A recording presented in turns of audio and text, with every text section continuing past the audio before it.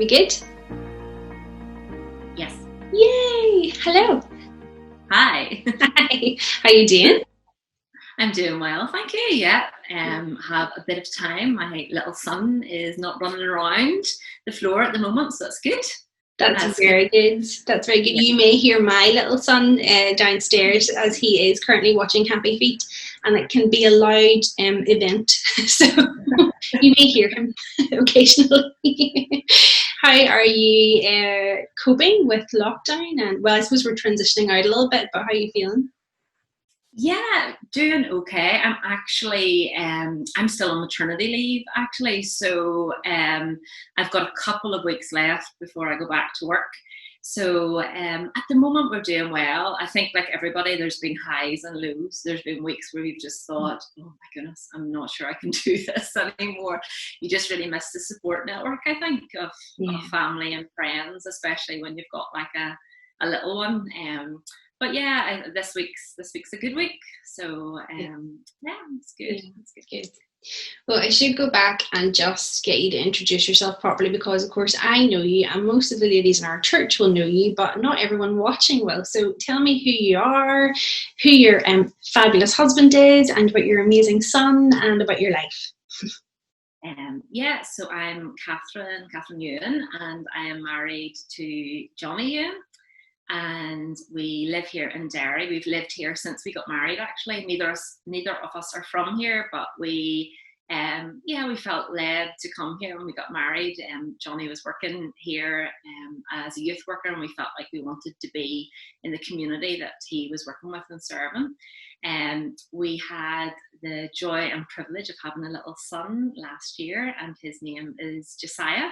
So in 2 weeks he will be 1, which is a very exciting day coming up. Crazy.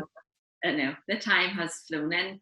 And like I said, I'm on maternity and starting back to work in a few weeks. So I'm actually a statistician and will be returning to work for Department of Agriculture in the civil service, doing some farm surveys, I think. So yeah.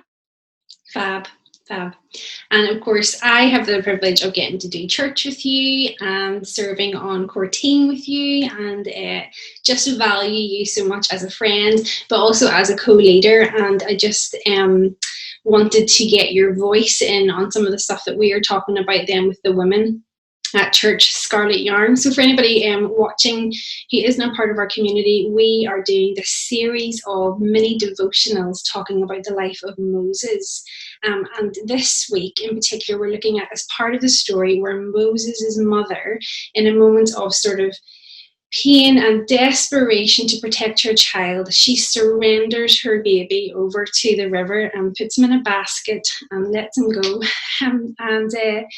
And so we're looking at this idea of trust, surrender, and especially those issues in seasons of limitation. And and I think we can all really relate to that idea of a season of limitation because of the season that we're in right now, this COVID pandemic that has kind of swept through the world.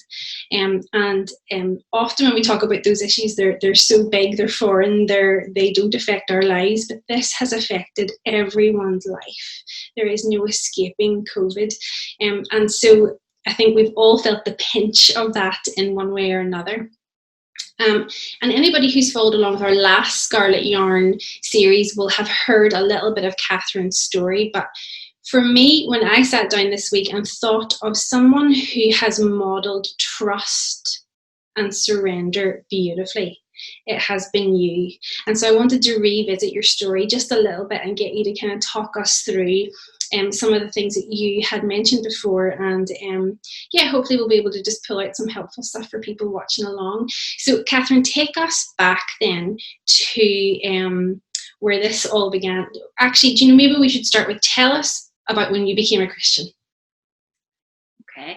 Yeah, so about 2006 I I was going out with a guy, and I don't know, I just felt I knew that God was calling me. I knew that God was I'd been brought up in church. I'd gone to all the church things, like GB and Sunday school and all the rest.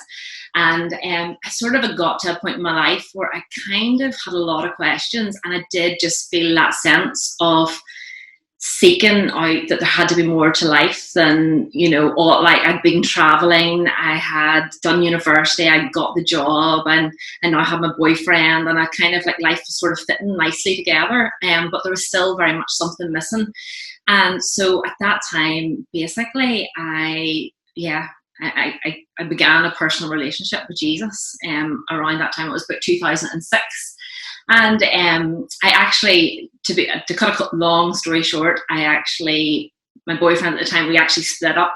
So it was a wee bit of a difficult season, I guess. But in that, I found Jesus, and I found this new passion and zeal for life, and just to know him, and also just really, like, to make him known as well. And I remember at that time, back to when I was a child, when I'd read a book about a missionary, Gladys Aylward. I don't know if any of you ever heard of her. And it was a book for kids, actually. And I thought, that maybe that'll be something I'll do when I'm older. And God reminded me of that, because I think I've always had, like, a passion for travel and for the world and different cultures, probably for the nations. And so 3 years after I became a Christian, I joined up with an organisation called Operation Mobilisation, and I joined one of their ships, the Doulos, out in Singapore, and later then onto the Logos Hope in the Caribbean, and we went to West Africa and the Mediterranean and Middle East and India and all these places, which was amazing. My job on the boat, I really loved it. I went ahead and prepared for the ship to visit different ports, and did all the organisational admin, really, for that to happen, and I really enjoyed it. But somewhere in that time, when I was serving on the ship, I got sick in India, and then what followed on from that was basically burnout when I came home. Just exhaustion and depletion, like physically, mentally, emotionally, spiritually, everything. So that was probably a difficult time, a very difficult season, because I felt like everything that I'd known had sort of been swept from underneath me, and life just came to a very abrupt standstill. So that's probably a little bit of a recap and a summary. Yeah. So, I mean, I think one of the things that I wanted to kind of draw out of even just the beginning of that story, because this actually really fits into what we're going to talk about now next coming Sunday. But I love that you had this kind of passion and heart for different cultures and the world at large, not just your little local expression of humanity. And then actually, like, when you became a Christian, it's like God breathed purpose into that. So there was little clues in there about who you are as a person, and what almost the expression of God that you would be on the earth. And so I'm sure whenever you went to go and work for OM, you were just so excited. I'm sure there was a sense of feeling like, yes, this is what I want to give the rest of my life to. Yeah, definitely. I was incredibly excited. I mean, it came with a bit of fear as well. Like, you're leaving your family, you're leaving everything you know, you're leaving your normality to go out into the great unknown, I suppose, in many ways. But I was excited for it, and I was up for it, and yeah, let's do this. It felt very much like God had placed it in my heart, and he had opened doors to make it possible. So yeah, definitely there was excitement there for sure. Such an adventure. So one of the things that we've talked about this week then is, I suppose, in the context of God dreams. And I know that sounds like a really abstract kind of thing, maybe very religious language, but it's just this idea that God places things in our hearts, those desires, those passions, and whenever he breathes on them and they come alive, it feels like we're living out God dreams, like the stuff that he's almost put into the fabric of our beings that make us who we are, that he makes come alive. And so sort of the idea that with Moses' mother, I'm sure in a season of oppression and limitation, like every woman, or most women, I'm sure she had this desire to have a family, and here she is, she's had a little boy, And I'm sure that was a God dream for her. And then because of circumstances, because of this oppression, because there's this horrible plan to kill off all of the male born children, and she's just desperate to protect her baby. And so she has to posture herself in a place where she's going to surrender her God dream. And it must have taken such trust, such courage. And when I think of your story, I think of someone who although maybe you didn't make those choices as such, like this illness was something that happened to you rather than you choosing it, it still must have required the hard work of really having to deal with surrender and trusting God beyond what was in front of you. Could you unpack that a little tiny bit and just tell us about maybe some of the thought processes, some of the hard stuff that was going on with you then? Yeah, I think at that time, it was, like I said, I felt like everything had been swept away, and life as I knew it just stopped. And physically, I wasn't well enough to do much more than, basic things like make myself a cup of tea, and then I was probably back and had to rest then for a few hours, whatever. So it was almost like everything that I knew, like my strength, my capabilities, my energy, everything had gone. All the sort of things that actually, until they're not there, we quite often take for granted. Yeah. And oh gosh, I can just remember being so confused and so like, what has happened? Like, what is this, God? Where are you? And I can remember, really, really clearly, actually, I have a great friend, a lady actually I lived with when I was working down in Belfast, Honor Davis, and she's just like my spiritual mother. I just love her to bits, and we pray regularly together. And at that time, that became really, and nearly in the early days, a daily thing. And I can remember her saying to me, "Kathryn, are you trusting God in this?" And I said, "Honor, it's so painful. I don't even think I can. Yeah. How can I trust God in this? I feel like everything's been swept away. Where is He? I can't. Where are you, God? I can't see you, I can't feel you." And then, we prayed, and I had a picture of Jesus sitting on a rock almost in the middle of a river. And He was there with His hand reached out going, "Kathryn, take my hand. All I need you to do is just place your hand in my hand. I'm not asking you to step into the river. I'm not asking you. I just need you to place your hand in my hand." And I was like, "God, I'm frightened. I'm literally frightened to do that."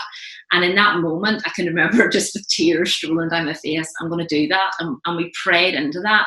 And that for me was the moment that began, like, whatever this is, I don't understand what I'm going through. I don't understand. There's so much confusion, but I'm choosing to put my hand in your hand, and I'm choosing to trust you in this. And I'm choosing to stand in your word, and I'm choosing to pick up the promises that I believe that you're saying to me about restoration, about that you're with me in this, that you're going to carry me through this, that your faithfulness, like you're going to prove your faithfulness in this. Yes. And that began the journey then of just, and it was a daily journey and sometimes an hourly journey of just saying, "No, I'm going back, I'm trusting in you. My circumstances aren't changing. I still have no energy. I'm still having this mental battle, but I'm choosing to trust you in this. Like, I'm choosing to see your goodness." I remember, like promises like, "I'll see your goodness in the land of the living. Your goodness and your mercy will follow me all the days of my life." And in that moment, I didn't feel God's goodness. It wasn't like, "Oh yeah, this is easy, this is great." It was kind of like, "No, I'm speaking this out. I'm speaking out actually helps as well, because you're projecting it and you're hearing yourself speaking the words over yourself in a way as well." So just clinging to Him every day and believing in Him for restoration and healing, and that He would become my source of strength. So good. So good. There's so much in that. And actually, one of the things that I didn't mention when we recorded the daily devotional, but it's in this little portion of scripture, and I think it's really beautiful, is this idea of Miriam, his sister, following the basket along the river, watching the baby. And I was just kind of thinking that through this week, and I thought it's a beautiful picture of investing in someone else's story. And I'm glad that you mentioned Honor, because I've obviously had the privilege of being able to hear your story, and just through friendship we've been able to talk this stuff out. But I know that she was a really important person for you and still is in your story. I would love for you to just talk a little bit about that, if you would. I've thrown this in. I've kind of thrown this upon you because but it just came to me, and she said that because I just was reminded of the story of Miriam, who literally tracked the basket along the river. And there's something in that she saw the importance and the value of someone else's story, and she watched over their story. And I think Honor's been someone in your life who's done that. Oh, absolutely. That's a great picture, actually, because that's essentially what she did. She literally, she watched over my story. She discipled me through the pain. She pointed me to Jesus on the days when I couldn't lift my head to see him myself. And there is great value in that. Gosh, I pray that I can be that for someone else in their hour of need, because sometimes when we can't find the grace, or like God's always there with his grace, don't get me wrong, but some times in our hour of need, when we find it difficult to lift our head, all we need is that friend or that person to tilt our chin and to say, God's got this, he is with you, he is fighting for you, he still loves you. And if we get the opportunity to be that for someone else, I pray that we can jump into that, because that person in their hour of need maybe doesn't have the strength to do it, but your words over them and your encouragement towards them is all they need, just to lift themselves back up again, dust off the dirt and say, okay, another day, here we go, let's go. She modeled that beautifully, just that. I suppose it's just true discipleship, isn't it? And mentoring and encouragement and giving yourself selflessly to enable someone else's, probably to enable, even now, as a friend, she enables and empowers even the visions that we would have now, or the dreams that we have for the future. She's all over them in prayer and standing with us and praying and being that cheerleader from the side, going, you've got this, let's go. Yeah. That's so gorgeous. Yeah, and that when you find someone like that, or God gives you something like that, that's a blessing. That's a huge privilege and blessing for you, really.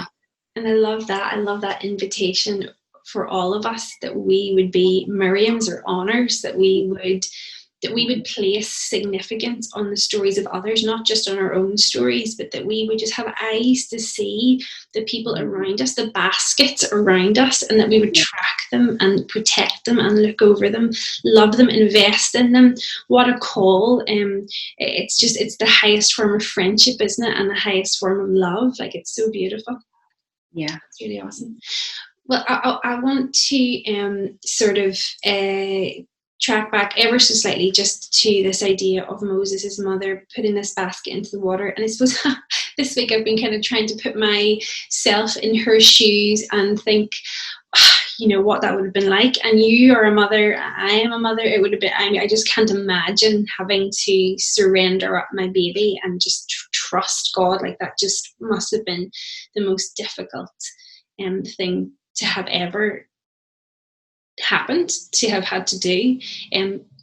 But I think the only reason that she was able to do that is because she really knew the character of God. She really knew him, and she knew that she could trust him. She knew his track record. And I think there's something in that for this season, when we are sort of maybe feeling hemmed in, feeling limited, feeling squeezed, feeling like our world is shrinking, and there's so many limitations placed on us. It's just frustrating, and it can feel really anxious and overwhelming. And I think the thing to do in this moment is to just go, actually, God, I'm going to remind myself of who you are. You have this track record of faithfulness, and going back to those times where God has showed up and done amazing things, and remembering them. Can you kind of talk a little bit around that? Maybe is there something that you have been able to do in this season that you've been able to remind yourself of that? Yeah, definitely. I think, as you say, reminding yourself of God's faithfulness, reminding yourself that it's a season, isn't it? Because sometimes we get caught in these things, and in the moment and in the pain or in the hardship, we feel like, is this ever going to end? But God always reminds us that joy comes in the morning. Yes. That He is good, and that He has good plans for us, and that He can take us through the waters, and He can bring us out the other side. Sometimes I get maybe like pictures or stuff that I think, I'll wake up and I've had like maybe something that really stirs my heart, and I feel and sometimes I draw it or paint it. It's a bit random maybe, but I remember coming through the sort of the period of like post burnout and stuff, and I felt like I was starting to get a lot better, and I had this like picture of almost like me coming out of the wilderness, but I was leaning into Jesus. Do you know that? There's that scripture that it talks about, here she comes leaning out of the wilderness, leaning on her beloved. Okay. And it just that sense of in the wilderness, which looked bleak, actually where we were coming out, there was like little buds of flowers blooming where we'd walked. And actually what seemed like a wilderness experience actually was lots in it. And God has taught me so much about who He is, His character, how He is for us, how He can redeem the most unredeemable situation where you think like, how do you buy back from this? How can He restore what the locust has stolen? But my goodness, He is faithful to do that, and faithful to bring us through. And I think it is reminding us ourselves. And then that also then brings us to a place like in a season like this, where when you're reminded of God's faithfulness, you're reminded that each day He can give you the courage for that day. Then it also enables you to get up, live life to the full, but also be aware of those around you as well, so that you're enabled then to, like, just simple things like the person next door who is maybe shielding on their own, and maybe you can just cook an extra dinner and pass it over the fence. Do you know, just like little things where it pulls you out of your own self, I suppose, and out of your own situation, and out of, like, oh my goodness, this is hard, this is whatever, but you can start to then maybe see other people that maybe are actually feeling the squeeze more than you as well, Yeah. So good. So good, Kathryn. Okay, so we had you really, really ill, and it was interesting actually, because whenever we were messaging back and forward about this, and you just put language to that just made me realize how serious that was. Like, you were really ill. Your life was severely limited. And now, I mean, I get to know you in a season where you are living this just gorgeous, thriving life with an amazing family and such a beautiful future in front of you. And can you kind of talk to me a little bit about the idea of the other side of it, like what God has opened up to you now? Yeah, definitely. So I don't know, it might be worth mentioning as well, just before I went on the ship, Johnny and I had gone out for a coffee to say cheerio, because we had volunteered together, and we both sort of realised that we might have been attracted to each other. But I can remember as well, before I went on the ship, because our lives were going in crazy different directions, we kind of prayed and said, God, like, we're giving this back to you. If there's anything in this, we believe that you'll bring it about, and if not. And I can remember actually on the ship quite a few times I had to surrender Johnny a lot, because I was like, oh, still fancy the pants of this guy. But anyway, side of the world, and he's doing youth work in Downpatrick, and it's not anyway. But it was really amazing, because then actually in the midst of all the burnout, our paths came together again, and then we started dating, and now we're married. And I still sometimes like pinch myself and like, how did that happen? But that was a really kind of amazing story as well too, because that was like quite often I felt like I had to hand that dream back to God, and then here we are now on this side of it, and we're married, and he's such a blessing in my life. Like, oh my goodness, he is just being great. He's just a great guy, and And then also then to be like, I thought, I'm reaching a very big birthday in a couple of weeks. And I didn't ever think that I would have the gift of having a child. And then God give me that as well. Like, promises around that as well a couple of years ago. And then Josiah was born, and we named him that because it actually means Yahweh, or God heals, which has been a big part of our story. And so here we are in our family with Josiah, and just incredibly grateful, and knowing that both Johnny and Josiah are gifts from God. Like, it's just not even, like, I couldn't have done any of that to bring that together. That has to be from the hand of God, and I really believe that. And so here, we're here now, and I guess we're at a very exciting stage, and in a stage where strength has been given back, and you can kind of start to think and dream, and where are we going in the future, what's happening with us. And just that kind of, like, even in the last few weeks, I've just been reminded a lot about saying, God, here I am, send me. And don't know what that looks like. And actually in the moment, it just looks about being available to those around you, even in this time of coronavirus, and to neighbours and to friends and family, and then what that looks like in the future. But I think we're just in an exciting place where we're both like laying it down, saying, God, what is it that you have for us? Where would you like to take us? What would you like to do with us? So that's exciting. It's really exciting. So amazing, and so gorgeous to be able to be here and to watch it, and to just see you guys. It's almost like it's sort of watching you guys coming alive, to just the fullness of what your lives are going to look like. And it's so exciting, as a friend and as a co-leader, to just see that. It's just amazing. But I love Kathryn, that repeatedly through your story you have modeled surrender and trust. And it's not, I think sometimes we can put this in quite a kind of twee way, isn't it? Like, oh, just, sure, God's in control and everything will turn out all right. It's not as twee as that. This is real, gritty, real life, real stuff, real issues. Like, God, I trust you. You've got to come through. You have to, because my life is hanging in the balance. You have to, because my future is in you. And I have no other hope. I have no one apart from you.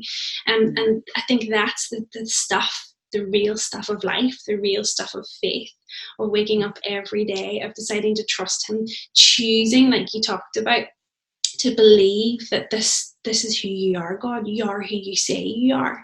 And then because of that, I am who you say I am.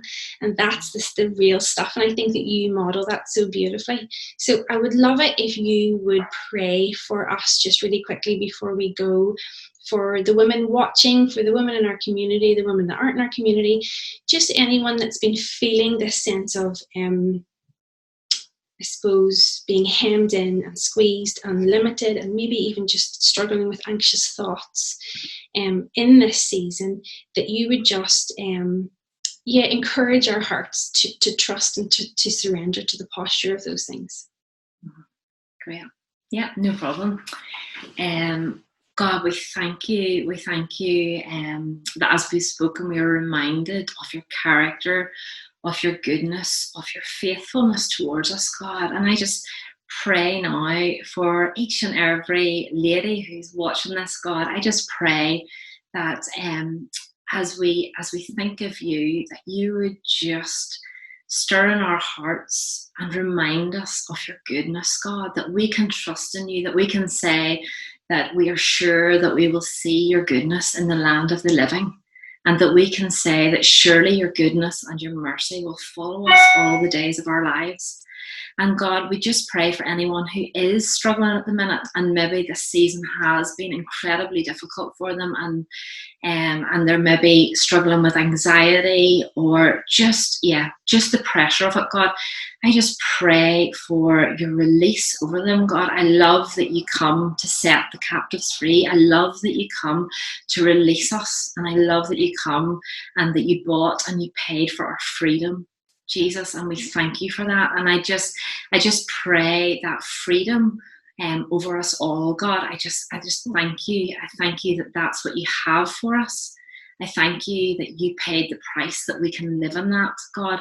And I know that it's not always easy. And I know that there's still fears and anxiety and all those things can come. But God, it's not that the fear doesn't exist, but Lord, that you can give us the courage to rise above it. Because that's what you have, that's what that you have displayed and given to us and made available for us. So God, I just pray for great courage. I pray for great courage to be released over every lady that's listening to this, God.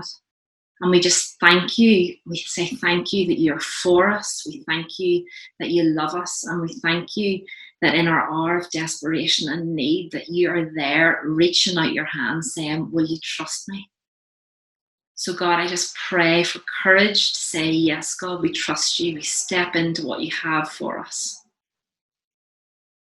Yeah, so we just release your blessing, Jesus, over each and every one of us now. Yeah, in your mighty name we ask it. Amen. Amen. Amen. Kathryn, thank you so much for jumping on and chatting and just being so vulnerable and open with your story and so generous with what you carry. We love you so much. Thank you. It's actually been really great. I'm really glad that I've been able to share with you guys today. Yeah, good. All right. Well, I hope that you have an amazing day and we will chat soon.